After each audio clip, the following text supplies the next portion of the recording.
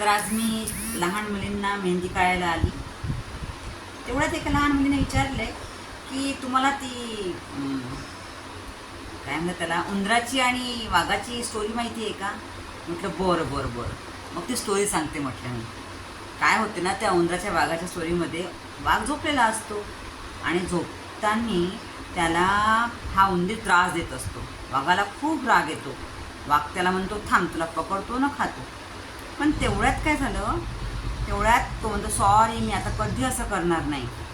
आणि मग वाघ त्याला सोडून देतो. तो म्हणतो बरं, कधी तुला त्रास झाला तर मी नक्की तुला मदत करायला येईल. तर वाघ म्हणतो हां, तुझ्यासारखा छोटा माणूस मला कशी मदत करणार, प्राणी मला कशी मदत करणार. म्हणजे जगात कधी कोणाला कोणाची पण गरज पडू शकते. आणि तो निघून जातो. एक दिवस वाघ असाच झोपलेला असतो. तिथे काही शिकारी येतात. ते त्याला आपल्या जाळ्यात अटकवतात. खूप ओरडतो तो, मला वाचवा वाचवा वाचवा, मला इथून निघायचं आहे. पण शिकारी काही त्याला सोडत नाही आणि ते बाहेर कुठेतरी चालले जातात. तेवढा तिथे उंदीराला त्याचा आवाज येतो. त्याचा आवाज ऐकून उंदीर म्हणतो अच्छा, माझ्या मित्राला माझी गरज आहे. तो येतो, आपल्या सगळ्या सेनेला घेऊन येतो उंदीर आणि त्याचा पूर्ण तो लोखंडाचा जाळा कापून टाकतो आणि त्याला फ्री करतो, आजाद करतो.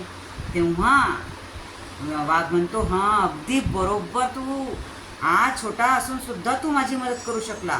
म्हणून छोटा असो की मोठा असो, कुणालाही कधीही कमी लेखावं नाही. या कहाणीवरून तर कशी वाटली माझी स्टोरी? छान वाटली की नाही? सांगा तुम्ही, आवडली की नाही? बरं बरं. जर तुम्हाला माझी स्टोरी आवडली आणि तुम्ही पाहणाऱ्यांना माझी मेहंदी आवडली तर नक्की या चॅनलला सबस्क्राईब करा आणि लाईक करा आणि शेअर करा. थँक्यू.